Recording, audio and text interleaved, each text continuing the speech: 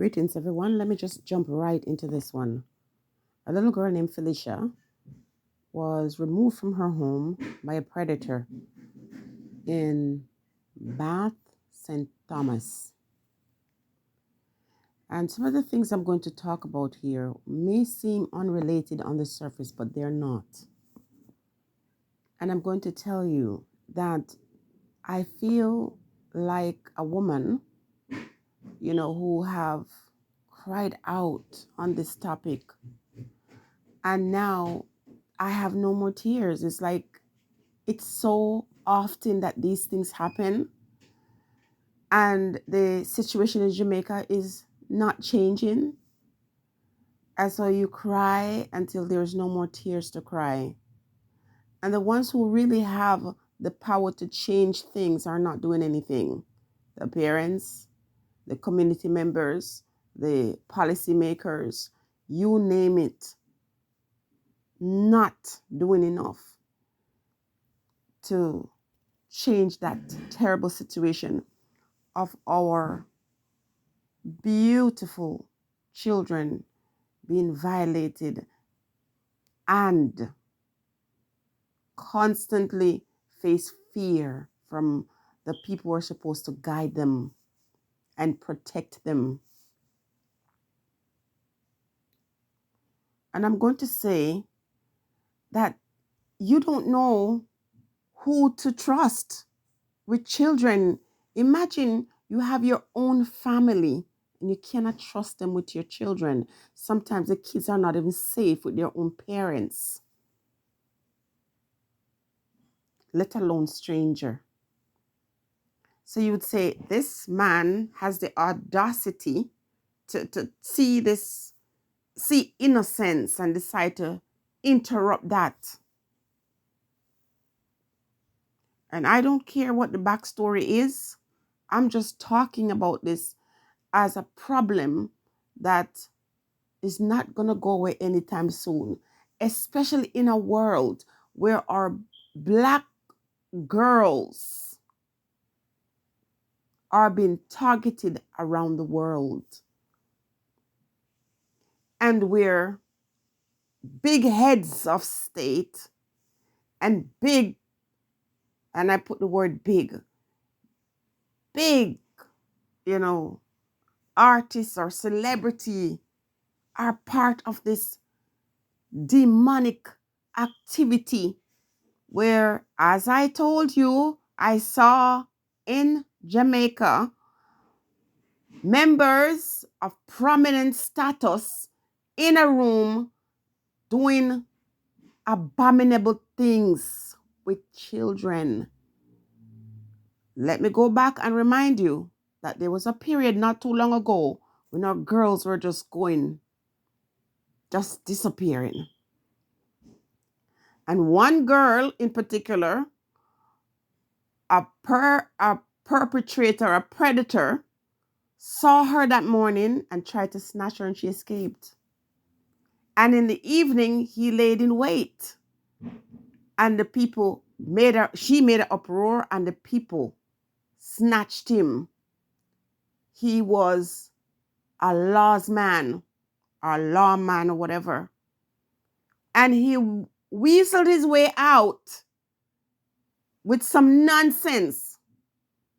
And that was the end of it. And no other girls were going missing after that. It's like they said, oh, listen, this is getting too hot. You made a mistake. We have to cool it down. What I'm saying is just starting up again. Because this is also a part of the play. This is a part of the playbook. Everything is related. There's nothing disconnected. Crime and violence and people speaking out about oppression, they're all interrelated. It's that period where, truth is going to come out. A lot of revelation, a lot of things are being revealed. Now, if you take a note, every time there is scandal with government people, all of a sudden there's a distraction. You get to see a distraction. You see something else that just take you off route. You're not paying no mind to that no more. Now, this is one of the horrible things that you wish wouldn't be the thing to keep your mind distracted. But it's all related, people. There is a relationship with these things. And so that person you see on camera is just a link. This person that abducted innocence, an innocent child, is a part of that bigger link. Remember, Jamaica is a place where people's plane can just crash and there's no pilot and nobody's ever seen and it just disappears. People have access to the airports and to the wharf where they can come in and out as they please. It is clear, do your research. When you go to places with people who are now running our airports, our borders, have a history. Look at their own country. History where children are snatched.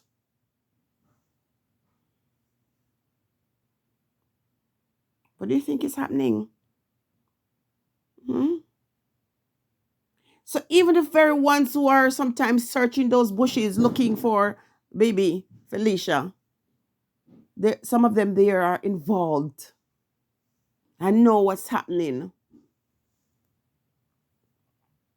So we have to remove the blinders and we have to start looking at everybody as a suspect. Well, what a world to live in, but it is what it is. It is a world now where you hear that robots are taking prominence and where people are promoting this idea and people are actually sitting by and smiling. They don't want human beings. They want this abomination. I'm also going to say too, in a culture where these big, gray, disgusting men prey on women and children, and they do it in broad daylight, in open view. I have heard one of my favorite YouTuber from Jamaica talk about when she was a young girl, how some political figure used to invite her and her friend to his house to do all kind of horrible things to them. They were little girls. Listen, some of these men, that you see, they're 30, 40 years older than their wives, predators. I've seen them. And when you see an 18-year-old girl married to a man who's 48 years old, and you're thinking to yourself, oh, that's so beautiful, predator. By the time that lady turned 30, he doesn't want her anymore. He wants somebody younger.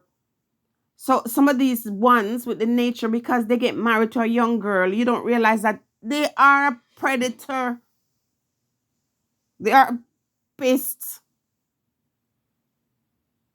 And so the little girls and the young girls and the teens, they have no peace.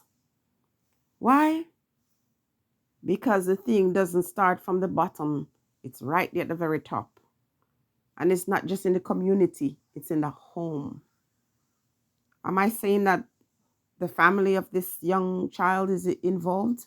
No, absolutely not. I'm not saying that.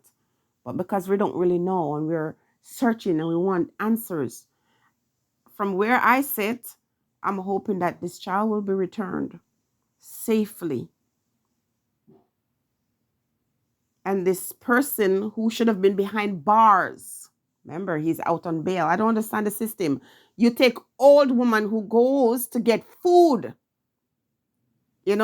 take her to your jail, and a judge look at her and charge her $700,000 because she went to get sandwich or something to eat. And a big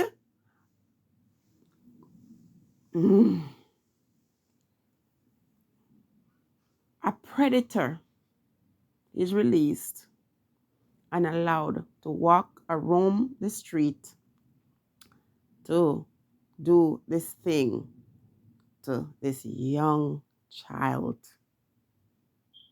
They're all guilty. So when you find the one who they put up his picture, also go back to the one who released him. They're guilty as well. And don't believe this is just some random occurrence. It's all orchestrated. It's a part of the flow.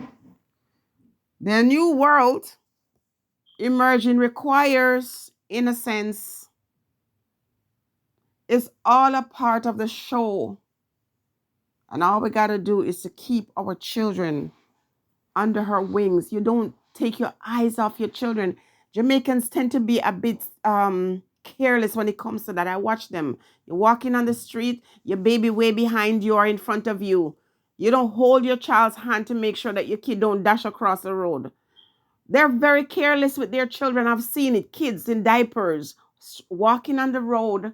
And thank goodness for the way taxi drivers and so on are in these communities. They tend to look out for other people's children. They'll be careful when they're driving. Otherwise, there'll be worse, devastating stories. Children at night running around in yard or outside playing and don't know adult in sight. Very careless. We are not about protecting our children and keeping them safe and close to us. Very, very careless. Am I saying this is a case here? And am I saying the child shouldn't be able to be in the yard playing? No. I'm talking about all different kind of situations. And people notice these people who are predator, their mind works different from yours. They're always casing out areas, casing out households, watching to see opportunity. And they don't mind sacrificing what is valuable and precious to you. They're getting paid. And you'd be shocked to see who their boss is. So, I'm not sure how this is going to end, but I want every family to remember this, to be very careful and to watch out for your neighbor's children. But parents, you can't trust not even the shadow at night. You can't trust anybody. People are seeing human beings as harvest. And because of that, you have to be careful. And so it's starting up again. All right? Be warned and stay blessed.